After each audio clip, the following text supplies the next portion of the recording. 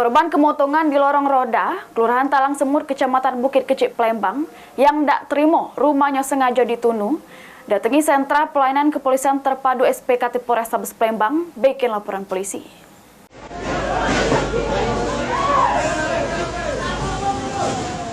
Kemotongan yang terjadi di Jalan Merdeka, tepatnya di lorong roda, Kelurahan Talang Semut, Kecamatan Bukit Kecik, Palembang, nimbul keduka yang mendalam bagi para korban. Pasalnya tempat tinggal yang sudah lama mereka tinggali habis dilalap si jago abang pada Selasa subuh yang diduga sengaja ditunuh oleh wong.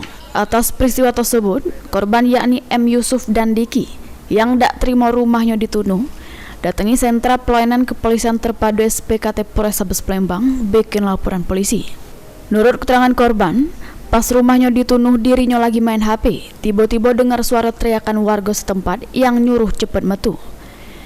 Ditambah ke Yusuf, dari informasi yang beredar, pelaku ini salah sasaran, yang mana awalnya nak tunuh rumah pacarnya yang ada di buri rumahnya.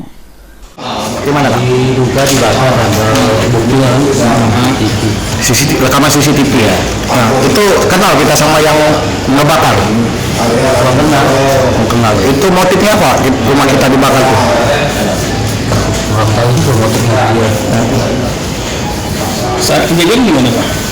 Lagi di rumah Terus Lagi tidur ya? lagi gitu ya main HP kan.